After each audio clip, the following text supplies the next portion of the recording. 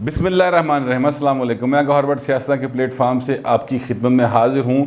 कौमी असम्बली में अपोजिशन जमातें एक दफ़ा फिर मुत्तहिद हो गई हैं और जो PDM जिसका शराजा बिखर चुका है और जिसके बारे में सबको इस बात का यकीन है कि अभी दोबारा इकट्ठा नहीं हो सकता और आगे चीज़ें नहीं चल सकती और अपोजिशन इसी तरह जो है दो तेरियाँ दो मेरियाँ के चक्कर में हुकूमत का वक्त पूरा करवा देगी। लेकिन वो अब इकट्ठी हो गई है। वो इकट्ठी हुई है कि डिप्टी स्पीकर कासिम सूरी साहब के ख़िलाफ़ उन्होंने तहरीक अदम एतमाद जो है मुश्तरका तौर पर जमा करवा दी है। अब बात यह है कि अगर ये तहरीक अदम एतमाद जो जमा करवाई है तो फिर वो कामयाबी के किस कदर इम्कानात हैं और कौन से ऐसे चीज़ें हैं जिसको देखते हुए अपोजिशन इकट्ठी हुई है, क्या ऐसे मुहरकात बने कि ये अपोजिशन जो है वो इकट्ठी हो गई है। पहले मैं आपको बता दूं कि अपोजिशन इकट्ठी कैसे हुई। अपोजिशन इकट्ठी हुई है क्योंकि कासिम सूरी साहब जब भी इजलास करते हैं और इजलास की सदारत उनके कर रहे होते हैं तो उनके हाथ में माइक है, उनके हाथ में है कि वो किसी का माइक बंद करवा दें, किसी का माइक खुलवा दें, किसी को बोलने की इजाज़त दें, किसी को बोलने की इजाज़त ना दें। ये जो स्पीकर होता है ना कौमी असम्बली या सूबाई असम्बली के अंदर, ये एक्चुअली वहाँ का एक सच्ची मुच्ची दा गॉड फादर होता है। यानी वो उस हाउस के अंदर जो चाहे वो कर सकता है, उसके पास लामहदूद इख्तियारात होते हैं। लेकिन इसके साथ साथ जिम्मेदारी भी बहुत बड़ी होती है क्योंकि स्पीकर की कुर्सी पर बैठने वाला जो है वो कस्टोडियन ऑफ द हाउस होता है। उसने जो है डिवाइड की दोनों जानिब सबको साथ लेके चलना होता है और तवाज़न कायम करना होता है। ये उसकी बुनियादी जिम्मेदारी है। लेकिन देखा यह गया है कि कासिम सूरी साहब जब बैठे होते हैं तो वो किसी की बात नहीं सुनते और वो इस तरह से हाउस को चलाते हैं जैसे को मतलब कोचवान टांगा नहीं चलाता, बड़े छेंटे मार मार के उस तरह से वो चलाने की कोशिश करते हैं। उनका रवैया जो है बड़ा मार्शलाई किस्म का रवैया होता है। तो उस पर कई बार अपोजिशन पहले भी जो है वो कह चुकी कि हम इनके ख़िलाफ़ लेके आएंगे तहरीक अदम एतमाद। कल जो वाक़या हुआ वो ये हुआ कि 21 बिल जो हैं वो हुकूमत ने ज़ोर ज़बरदस्ती तकेशाही ना पास करवा लिए। यानी वो बिल जिनमें बहुत अहम बिल, दो बिल तो बहुत ही अहम थे। एक था कि वो जो इलेक्ट्रॉनिक मशीनों के ज़रिए वोटिंग होनी और जो समंदर पार पाकिस्तानी हैं उनको वोट का राइट दिया जाना, और दूसरा उस रिलेटेड था कुलभूषण यादव के साथ कि उसको वकील करने की इजाज़त जो है वो पाकिस्तान देगा और उसको वकील फराहम करेगा। ये एक बिल था जो बाकायदा तौर पर पास कर ली गई और इतने हैज़िटली इतनी जल्दी में पास किए गए कि अपोजिशन चीका मारती रह गई, कोरम की निशानदेही करती रह गई। बाकायदा तौर पर वो आगे आगे स्पीकर डाइस किए और उन्होंने चीख चीख के कोरम की आवाज़ें दी। लेकिन कासिम सूरी साहब ने उधर तकिया नहीं। वो बिल्कुल बड़े गुस्से में परली तरफ देखते हुए या वो जो बिल थे वो पढ़ते हुए वो कही जा रहे हैं I think eyes have it, यानी हुकूमत जीत गई, हुकूमत का बिल पास हो गया। तो वो ये करते ही चले गए जिसके नतीजे में बहुत ज़्यादा रद्द-ए-अमल देखने में आया। और बिलावल भुट्टो साहब ने जब स्पीकर साहब ने आके दोबारा बैठे स्पीकर साहब तो बिलावल भुट्टो साहब ने कहा कि अगर आप हमें पढ़ने की इजाज़त नहीं दे रहे बिल क्या है, अगर आप उस पर बहस ही नहीं कर रहे, अगर आप उसके ऊपर अपोजिशन को ऑन बोर्ड ले ही नहीं रहे, तो किस तरह से आप ये सारा कुछ कर रहे हैं। और फिर आपने गिनती भी नहीं करवाई। या तो गिनती करवाएं कि आपके बिल के हक़ में कौन है और ख़िलाफ़ कौन है। इसी तरह से मुस्लिम लीग नून ने भी बहुत ज़्यादा एतराज़ात किए। अच्छा, अब एक तरीके का एक जो बड़ी वाज़े रवायत भी है और ये रूल्स भी हैं कि जैसे ही कोरम की निशानदेही होगी हाउस की सारी कार्रवाई रोक दी जाएगी और सबसे पहले गिनती की जाएगी कि क्या कोरम पूरा है या नहीं है। लेकिन कल तो अपोजिशन दे गले बह गए कोरम की निशानदेही करते हुए, लेकिन कासिम सूरी साहब जो है ना उन्होंने बिल्कुल इस तरफ तवज्जो नहीं दी। कासिम सूरी साहब का ये रवैया जो है ये उस वक़्त से ज़्यादा वो हो गए हैं, हॉकिश हो गए हैं जब वो नाअहल करार पाए। और नाअहल करार पाए तो उसके बाद उन्होंने हाई कोर्ट या सुप्रीम कोर्ट से स्टे लिया हुआ है। NA 265 से ये जीत के आए थे। बलूचिस्तान का एक इलाका है, वहाँ पर उन्होंने नवाबज़दा लश्करी रईसानी साहब को शिकस्त दी थी और वहाँ से ये जीत कर आए थे। उन्होंने अपील की कि ये तो बंदा इलेक्शन लड़ने के अहल ही नहीं है, तो फिर वो नाअहल करार दे दी गई। अभी तक ये सिर्फ स्टे पे बैठे हुए हैं और ये समझते हैं, इनको यकीन है इस बात का कि जिस दिन इन्होंने थोड़ी सी भी अपोजिशन को स्पेस दे दी बात करने की तो वो स्टे ख़त्म हो जाएगा और ये फ़ारग होकर दोबारा अपने इलाके में वापस चले जाएंगे। लिहाजा ये ख़तरा ये मोल नहीं लेना चाहते। तो इन हालात में अपोजिशन जो है वो अचानक फिर उन्होंने फ़ैसला किया और मेरे ज़राए ने ये बताया कि बस इजलास के दौरान ही फौरी तौर पे जो है कादर मंदोखेल और अब्दुल कादर पटेल साहब और इधर से एहसन इकबाल साहब वो आपस में ऐवान के अंदर इकट्ठे हुए, वहीं पर उन्होंने बात की, वहीं से वो निकल के अपनी अपनी लीडरशिप को उन्होंने कॉल की और फिर उन्होंने ओके किया, तो फिर ये तहरीक एतमाद जो जमा करवा दी गई।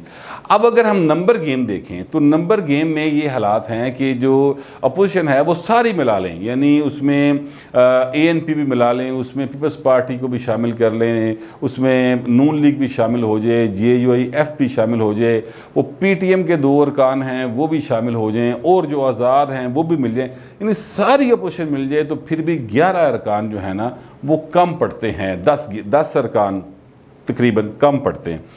अब मैंने ये मालूम किया आज कि जनाब ये किस तरह से होगा अगर तहरीक अदम एतमाद नाकाम हो गई और फिर उसके बाद फिर अपोजिशन जो है वो तो एक दफ़ा फिर डिप्रेस हो जाएगी और हुकूमत जो है वो ललकारे मारती फिरेगी। ये कैसे वाक़या हो गया और आपके पास नंबर्स तो हैं, तो फिर ये कैसे हो गया? तो मुझे बताने वाले ने ये बताया, और वो बड़े अहम आदमी हैं, नून लीग के भी हैं और एक दो पीपल्स पार्टी के भी हैं, कि हमारे साथ हुकूमत के 11 अरकान ने हमें ये यकीन दहानी करवाई है कि हम वोट जो है वो आपको देंगे और इसके ख़िलाफ़ अदम एतमाद में जाएंगे, क्योंकि इसका रवैया हमारे साथ भी ठीक नहीं है। अब वो 11 अरकान जो हैं वो बहुत अहम है कि ये रवैया वो भी कहते हैं इनका ठीक नहीं है। तो यहाँ पर ज़ाहिर है कि पर्सनल लाइकिंग डिसलाइकिंग भी आ जाती है। कासम सूरी साहब का जैसे मैंने बताया कि उनका रवैया किसी के साथ भी अच्छा नहीं होता और जिसकी वजह से अरकान उनसे नाराज़ हैं। अब डिप्टी स्पीकर की जो या स्पीकर की जो रायशुमारी होती है उनके एतमाद के हवाले से, वो होती है खुफिया, उसमें शो ऑफ हैंड नहीं होता। जब खुफिया रायशुमारी होगी तो फिर उसमें ज़ाहिर है कि रुकन आज़ाद है, वो जाके जिधर दिल करेगा मोहर लाएगा और बाहर आ जाएगा, इसलिए उसमें पता लगाना मुश्किल है। अपोजिशन पहले ये वैसे हरकत कर चुकी है, इस ऐवान के अंदर, कौमी असम्बली के ऐवान के अंदर हुकूमत को बाकायदा शिकस्त का सामना करना पड़ा था। आपको याद होगा यूसुफ रज़ा गिलानी साहब का इलेक्शन था सेनेट का, और कौमी असम्बली जो है वो हल्का था, तो वहाँ पर बड़ी उम्मीद थी इमरान खान को भी और PTI वालों को भी कि जनाब चक्कर ही कोई नहीं, हमारे पास इतने ज़्यादा अरकान है तो ये मसला ही कोई नहीं है। लेकिन हुआ क्या? हुआ ये कि जनाब वो जब रिज़ल्ट आया तो यूसुफ रज़ा गिलानी साहब जीत गए और इससे पहले जो वज़ीर ख़जाना थे वो हार गए, और उसके नतीजे में फिर हुआ ये कि उन्हें बोरिया बिस्तर गोल किया तो चुप के बाहर पाकिस्तान से वापस चले गए, बाहर चले गए, जितों आए सन उतो वापस टुट गए। तो ये एक सूरत हाल जो है वो बनी है। लेकिन इसमें 3 ग्रुप बहुत ज़्यादा अहम है। 3 ग्रुप जो है, अगरचे आज राजा रियाज साहब ने इस बात को बाकायदा अनाउंस किया है कि हम वोट देंगे, जैसा कि मैंने आपको पहले मेरा ख्याल को 10 रोज़ पहले ये मैंने वीलॉग किया था कि 3 ग्रुप जो है वो वोट करेगा कौमी असम्बली में भी और सूबाई असम्बली में भी बजट के हवाले से, और इमरान खान का बजट पास करवाएगा। लेकिन आज उन्होंने ये ऐलान किया है, मगर ये ऐलान उन्होंने किया है कि वो बजट पास करवाएंगे। उन्होंने ये नहीं कहा वो कासम सूरी को भी वोट देंगे कि नहीं देंगे, ठीक है। तो 3 ग्रुप जो है वो इस वक्त मेरी इतलात के मुताबिक, मेरे ज़राए का कहना यह है कि वो कासम सूरी साहब के ख़िलाफ़ अदम एतमाद को कामयाब करवाने में अपना रोल प्ले करेंगे, ताकि ये जो कहा जा रहा है ना कि जनाब तरीन साहब को बजट के बाद दोबारा नाप लिया जाएगा, तो वो अपनी अहमियत जो है ना वो बरकरार रखें और खान साहब को बताते रहें कि जनाब साढ़े दम तो तुम खलोते हो।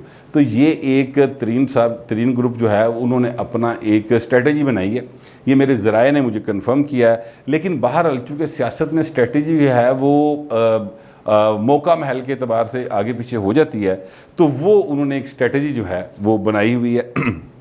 अब ये जो हैं अपना कासम सूरी साहब, इनको जब अगर तहरीक अदम एतमाद कामयाब हो जाती है तो फिर कहा यह जा रहा है कि ये जो मामला है अपोजिशन का मिलकर आगे बढ़ने का और इन हाउस की चेंज लाने की तरफ जाने का, तो शहबाज शरीफ साहब का जो फार्मूला था वो फिर थोड़ा सा आगे बढ़ेगा और हुकूमत जो है वो उसके लिए तल्ख जो है मामलात वो हो जाएंगे।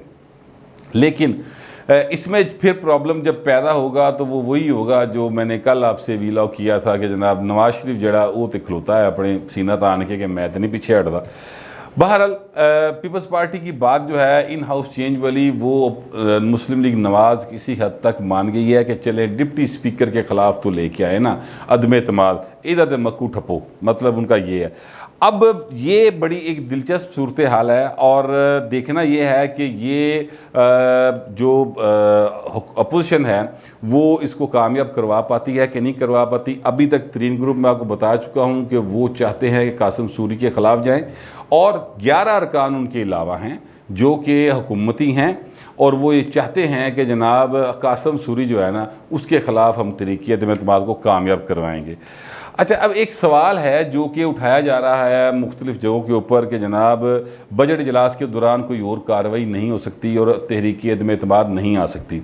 ये बात दुरुस्त है, तहरीक अदम एतमाद जो है वो बजट इजलास के दौरान नहीं आ सकती, लेकिन वो प्राइम मिनिस्टर के ख़िलाफ़ नहीं आ सकती क्योंकि प्राइम मिनिस्टर जो है वो chief executive of the country होता है या जो वज़ीर आला है वो chief executive of the province होता है, लिहाजा उनके ख़िलाफ़ बजट इजलास के दौरान तो नहीं आ सकती, लेकिन बजट की बात तो उनके ख़िलाफ़ भी आ सकती है। अलबत्ता बजट के दौरान स्पीकर या डिप्टी स्पीकर के ख़िलाफ़ तहरीक अदम एतमाद लाई जा सकती है। इसमें रूल्स बड़े क्लियर हैं, इसलिए ये जो बहाम लोग पैदा कर रहे हैं वो एवं ही करी जा रहे हैं, उसमें कोई ऐसा उनके मतलब ज़ोर नहीं है, उनके पास कोई पॉइंट नहीं है इसको अपनी बात को कि सपोर्ट में कोई ऐसा कानूनी दलील मौजूद नहीं है। अब 2 खबरें हैं जो मैं आपको सिर्फ 2 खबरें सुनाऊंगा और उसके बाद आपसे इजाज़त चाहूँगा। मेरा उस पर कोई तबसरा नहीं और मैं कोई आपको नहीं बताने लगा कि इसकी वजूहात क्या होंगी। एक खबर तो ये है कि वज़ीर-ए-आज़म पाकिस्तान इमरान खान जो पाकिस्तान के अंदर सबसे ज़्यादा मकबूल हैं ट्विटर के ऊपर, सियासी कायदीन में सबसे ज़्यादा मकबूल हैं ट्विटर के ऊपर, और वो एक तो ख़ुद किसी को फॉलो नहीं करते, ये बात आप जहन में रखिए, किसी को फॉलो नहीं करते, ज़ीरो उनकी, अगर आप वहाँ पे जाएंगे तो वो किसी को फॉलो नहीं कर रहे। और दूसरी बात यह है कि उनके फॉलोअर्स जो हैं वो 13.8 मिलियन हो गए हैं, यानी उनके फॉलोअर्स की तादाद में इजाफा हो गया है ट्विटर की हद तक। ग्राउंड पे क्या सूरत हाल है वो तो जितने ज़िमनी इलेक्शन हो रहे हैं वो आप देख ही रहे हैं कि वहाँ पर उनके फॉलोअर्स की क्या सूरत हाल है, लेकिन ट्विटर के ऊपर बहरहाल उनकी फॉलोइंग में बहुत ज़्यादा इजाफा होता जा रहा है। और दूसरी खबर इसके साथ ये है कि पाकिस्तान के अंदर गधों की तादाद में भी इजाफा हो गया, और ये जो इजाफा हुआ है ये मैं पल्लियों नहीं कह रहा, ये जो इकनॉमिक सर्वे ऑफ पाकिस्तान आता है ना उसमें हर चीज़ गिनी जाती है।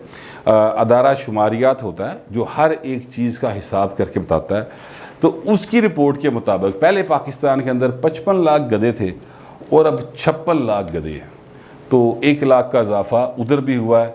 इमरान खान के फॉलोअर्स की तादाद में भी इजाफा है।